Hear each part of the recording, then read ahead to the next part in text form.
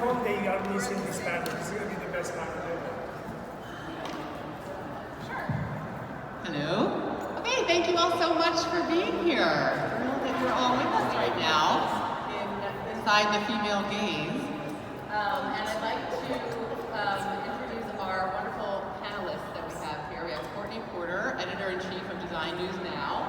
She's agreed to moderate our panel. We have Hema, Persad, who's in the studio. Down? You can't hear me? Okay, is that better? Sorry.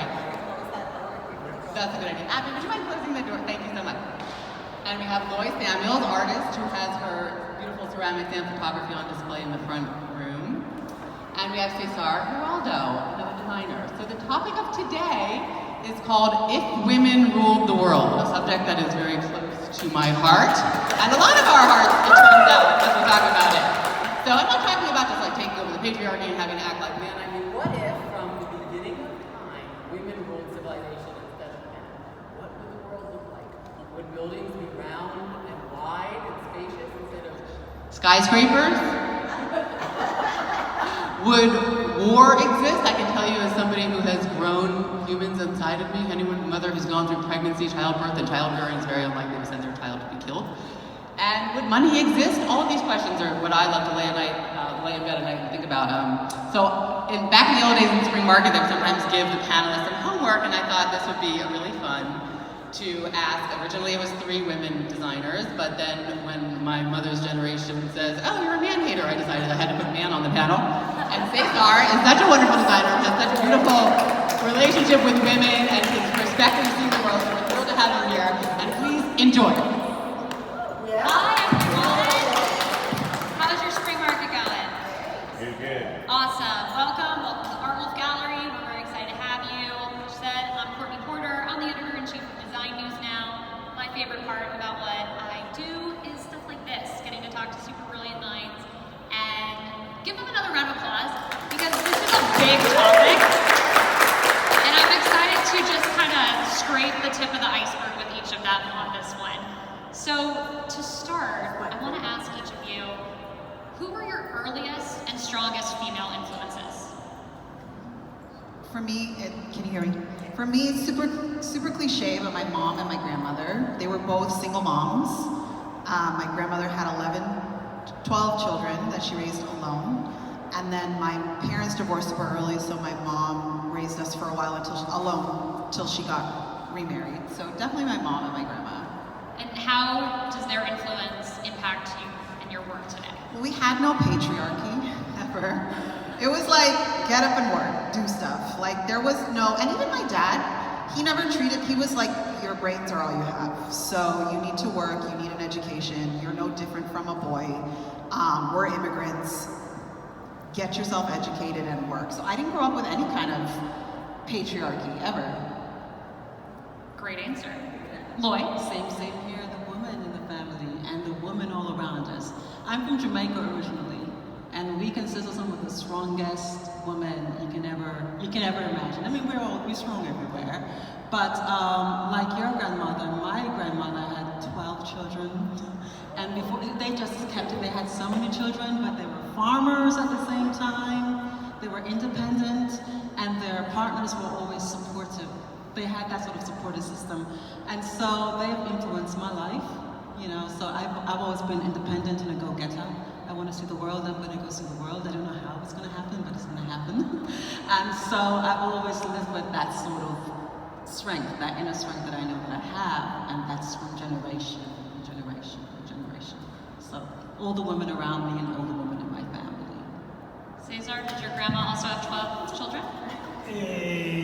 No, 16 kids. Yes, I'm from a very beautiful region, Medellin, Colombia, which is it's a very beautiful coffee region. But yes, 16 kids, my grandmother. So I have so many cousins that I probably don't know half of them. But my mother too, I have to say, which fits the topic quite well, because I have to say that the love of a mother is so special. It's so it has no boundaries. It's beyond boundaries. I remember I was finishing high school, And my mother told me, César, I want you to go very far when you finish high school. And I said, Mom, you don't love me or what? I mean, you want me out of here? And she said, no, because as a young gay kid, this country is this is a very macho society, and I don't want you to have a hard time. I want you to go as far as you can and become a gentleman. Unfortunately, we lost her a week later because she was kidnapped, and it left me mark. I mean, the rest of my life. But I ended up in Iowa, of all places, and Iowa is my second home.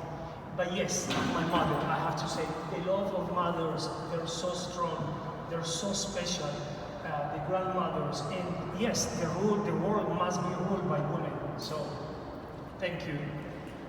When our wonderful host, Yael, the art wolf herself, first pitched me this panel, she asked me those 3 questions. If women ruled the world from the beginning of time, would we have skyscrapers everywhere? Would our architecture be phallic? Would there be war? And would we have money? And we'll get into those specifics in a second.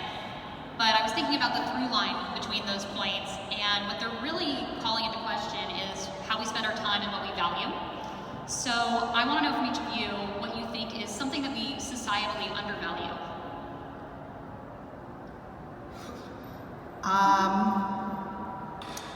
I think we undervalue so many things. Kindness. Everybody is very, especially in America, like we're super focused on making money, and money is important, obviously, but not at the expense of your integrity and your kindness. I think maybe that comes from patriarchy, because it's like men have this like need, you know, they historically it's like provide, like put food on the table, make money, and that's the society we live in. And unfortunately, I think a lot of times money becomes more important than just being a nice person.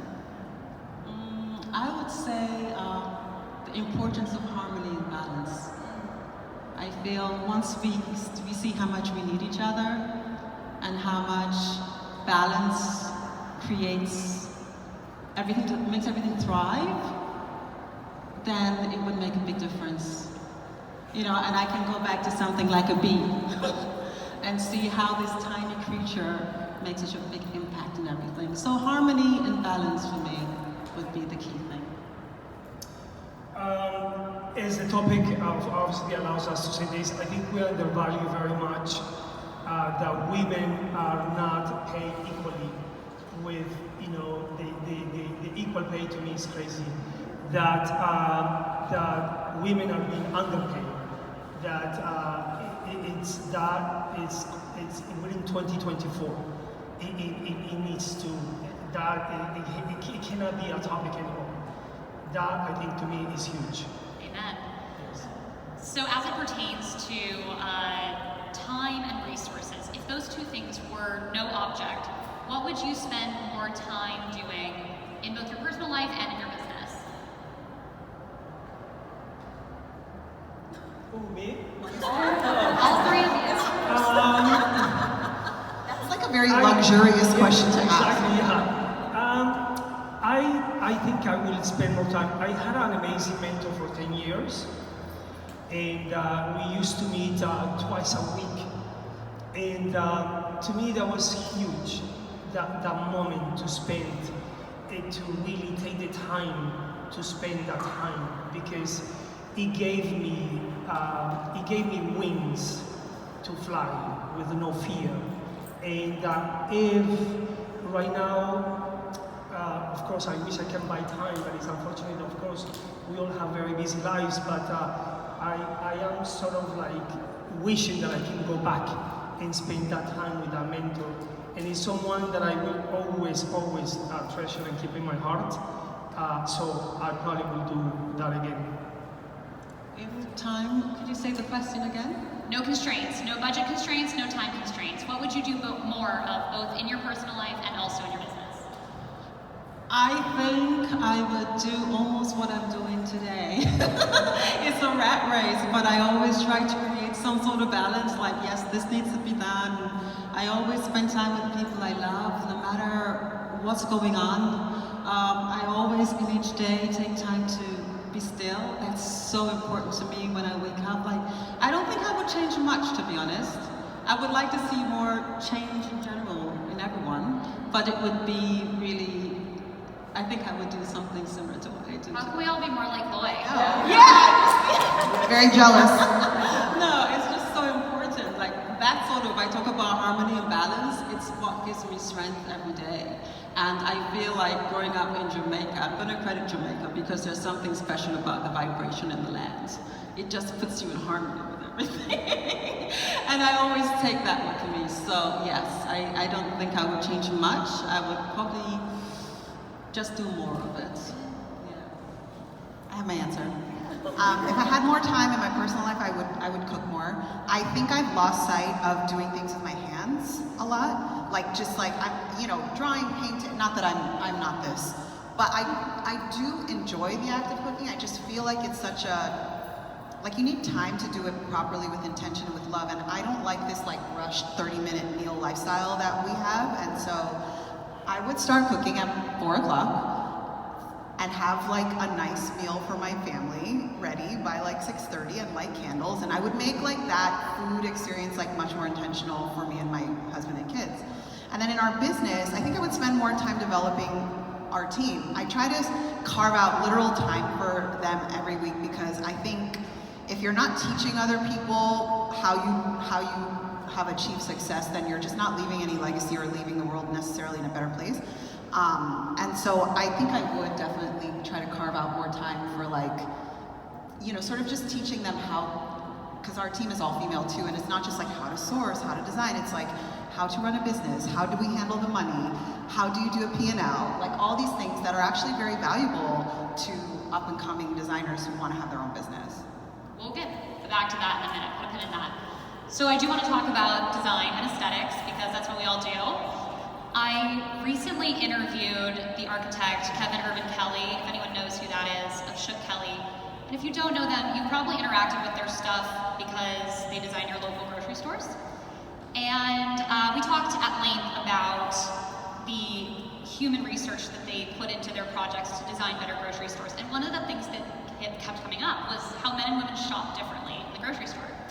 And men rush through, they're efficient with their time, they have a kind of move fast and break things approach, and they're out of there in 15-20 minutes, but they also miss half of the items on their shopping list. Women, the exact opposite, they take about twice as long, slow and steady wins the race, they get all the items that they came for. So I'm curious if any of you have similar anecdotes, and this is where we can talk about those skyscrapers. Would they exist? What would our world look like if it didn't have to be designed to accommodate men? That's the definition of my marriage. It works, I love him, but that's how we operate. As far as architecture, so if you ever go to Soho House right here and you just look down at the beauty of, the greenery in West Hollywood and the hills and the houses, and then you see these red, green, and blue Lego blocks that are the PDC. I think if a woman designed this building, we wouldn't have that, there's no need for us to mark our territory with an obnoxious building in the middle of the landscape, right? We're more like Lois said, about living in harmony and balance. Whereas I think there's sometimes a male tendency to pee on everything. We could really do a sub-panel on how to redesign the PDC. Lois, go for it. Similar to what Hema just said, but I feel like there are many men who are very sensitive and in touch with the feminine side. You are, but that's an exception. You understand what woman needs and what pleases her, and create things that work. Like, for example, when I go to get a mammogram, I'm like, there's no way a woman made this machine because it's just so painful and, whose idea was that? There had to be a better way. But, you have to be scanned on it. Something, but not that way. Anyway, yes, so I feel, there are many men who make beautiful, harmonious harmonious pieces, but not as many as women. Lois is a harmonious person. I think when I think about we're in 2024. I go back to 2024. Zaha Hadid, I think she left too soon, but I also feel that she got bigger ovaries than all the male that she really were against, because architecture, especially architecture, is a very male-oriented career, and I think what she did was beyond boundaries. And I also, a local architect that I do admire, and she never paid me for this ad, but that's a dear friend, Gula Jones-Dottir. I love what Gula does, because Gula knows functionality. She knows the essence very well of lighting, the space. Her designs are very sensual, very curvy, very inviting, very welcoming. And if you go to any restaurant that she has designed, you just feel different. And so I feel that we just need more Zahas and more Gulas. That's a great answer. I love that. So I do want to draw attention to the name of the show that you're sitting in, which is The Female Gaze. And that's really in conversation with this concept of the male gaze, which was coined by this feminist film theorist, Laura Mulvey, in the 70s. And I think the best example of the male gaze in film would be like a Michael Bay movie, explosions and war and upskirt shots with Megan Fox. And so this question's actually for Lois, because her art is in the gallery in this corner in front. If you haven't had time to peruse the gallery, definitely go check out her stuff up there, spend some time with her work. Lois, does the female gaze exist independently of the male gaze, or by definition are they always in conversation with each other? I feel they are always in conversation with each other. It's different, of course. I love what Yaya has done here by bringing attention to all the work here by female artists. I think sometimes we don't get as much attention as we could. And it's a pretty much male-dominated world with who makes decisions and who get a lot of publicity. And I see it here, and I can go back to even my world in fashion, where there were so many females in that industry, but it was dictated by men. They dictated what beauty was, and they controlled the entire market. But back to your question, yes, this is a great platform for us, and I feel very honored to be here. Thank you, Yael. I hope I answered your question. Yeah, that's good. And then go with me on the thought experiment for a minute. And any of you can answer this. If you were to parse them and separate them, what would the female gaze look like completely independent of male influence? So when I was young, I used to watch this show called Living Single. Does anybody remember that show? Am I aging, telling my age now? So it's a show with about Queen Latifah stars in it, and she is, it's about her and her single friends and their dating life. And there's a scene that I watched when I was like 9, and she says, one of her friends, Maxine, says, "What would the world look like without men?" And Queen Latifah goes, "A bunch of fat, happy women and no crime." And I was like, maybe so. I don't know. Like, I think we wouldn't be so concerned maybe about our own aesthetic, and then we could maybe put that intention out into the world. So I repeat the question because I want to make sure. What is the question now? So if we were to parse the female gaze from the male gaze, what would the female gaze look like without any male influence? Yes, I was listening to you. I think that would be a very tough one, because I love women. Women are the butterflies of this planet, but I think I also think that women are very tough with each other, and I just don't know. Wow, it will be. I think the film that I think I shared with you when we were doing the Zoom, Women King. I found that movie fascinating, but there was respect and there was admiration with each other in the film, right? So I wish that if that's reality, that would be the case. But I leave that in the air. because I really don't know what. Well, it's a good segue to this next question. I want to get back to talking about the business stuff. So, The Woman King is about, if you haven't seen it, it's a great film, came out a couple years ago, and it's a real hunter-gatherer society. So, when I think about how we structure our businesses and how they're little microcosms of our socio-political systems, you know, some are more dictator-like, with a lot of power concentrated at the top, one sole decision maker, that's very efficient, or some are more egalitarian, like hunter-gatherer societies. So when you consider that, and you think about all of your professional experience, where can business use a woman's touch? I used to be an attorney, and so I was in a law firm for about 10 years, a very patriarchal, kind of old school environment. And in my own business, I've learned to sort of like dismantle that hierarchy a little bit.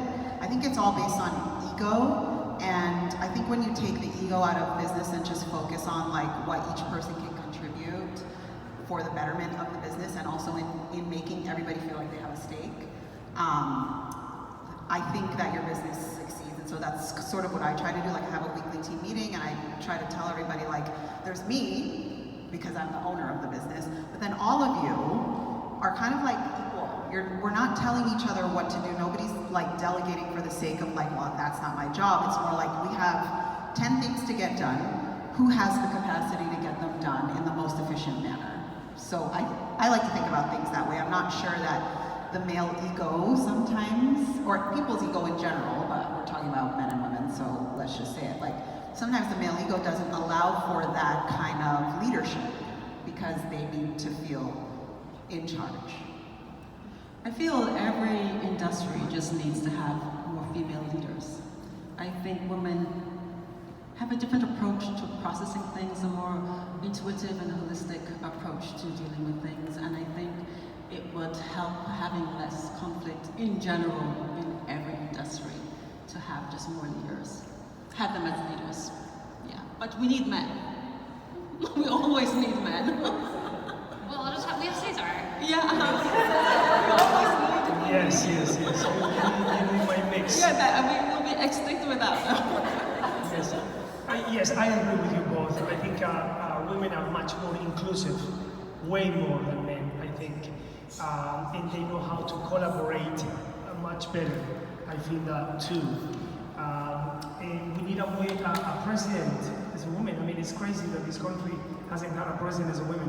I think, was it Uganda in 2008 had the first president was a woman. So yes, I think that, if there's a profession that is a woman, is the presidency. And you know, especially in this country. I'm with you on that, because one of the first leaders in my country was a woman. Her name was Nanny of the Maroons. I had to talk about her because I love her. And so we were under colonial rule for a long time, and she was the first slave that gathered people to say, okay, we need to fight for freedom. And then the British signed a peace treaty and gave her 500 acres. So that part, in that place in Jamaica, is still independent, and that was by a woman. So yes, women do incredible things as leaders. That's awesome. I was on the Home Furnishings Hall of Fame website yesterday, and I counted 130 inductees. Does anyone want to guess how many of them were women? None. Your guess was half? Seven of the 130 were women. So I want to get some more in there. So I'd love for each of you to nominate a couple of fabulous women from our industry who would be in your design hall of fame. Well, she's in here, Justina Blakely. Justina for sure. Just because of what she's been able to build on her own, and also if you ever have the privilege of talking to her, she's like a very open, sharing kind of person, like very willing to share about her success. So definitely her. And then Pamela Shamshiri, just because of like the empire that she has built, and her vision, but also just like being able to execute it to such perfection every time. Well, you, Hema. Long way to go. It's just around the corner. I will nominate, or I will put in the back of the gallery, there is a painting called The Dancing Flower. Bravo. Evelyn, I would put her in the Hall of Fame because She, at the age of 8 until she was 14, was heavily, brutally abused. She killed the abuser at 14, and a male judge sent her to jail for 5 years. If that had been a female judge, she had not gone to jail. And the atrocities that she experienced in jail were probably worse than what she experienced before she went in. And today, she's 19 years old. She's a beautiful girl. I'm a dear friend, and I have so much admiration. Unfortunately, physically, she was 19, but she still remains 8 because of all the brutalities. But she probably is one of my heroes. And her art is absolutely stunning. You would never even think there's so much emotion into the flower, right? The contrast and that movement. There's just so much, right? It's such a cool. It's one of my favorite pieces here. It's really fantastic. So those are all the questions on my end. Before we open up for audience questions, discussions, I always like to ask, is there anything we left out? Is there anything you 3 think is super important to get out into the world?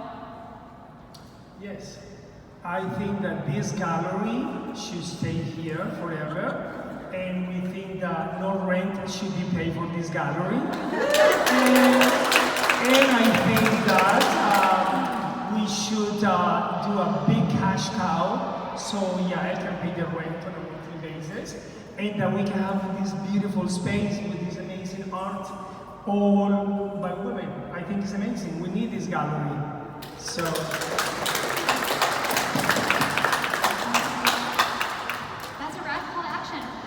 Anything else you do? All right, that's it. Thank you so much, you guys. Oh, Yoel. Thank you all so much. This was a very enlightening conversation, exactly what I wanted to happen. Thank each of you. And thank you to Zephyr. Wow, this place filled up. Thank you to Zephyr, our beverage sponsor. Please come enjoy some cold beverages in the other room and enjoy the show. Yeah. Did you curate the gallery? Yes, It's I'm phenomenal. Fabulous. Cheers. I understand that you're giving a talk later. Oh, yes. You should invite everybody. Oh yeah, I'm giving a Spitfire lecture, 20 minutes at 3 o'clock. It's called Burning Down the House. Why Picasso is overrated and you should collect how you want the future to look. So come back at 3 o'clock or stay here and enjoy some beverages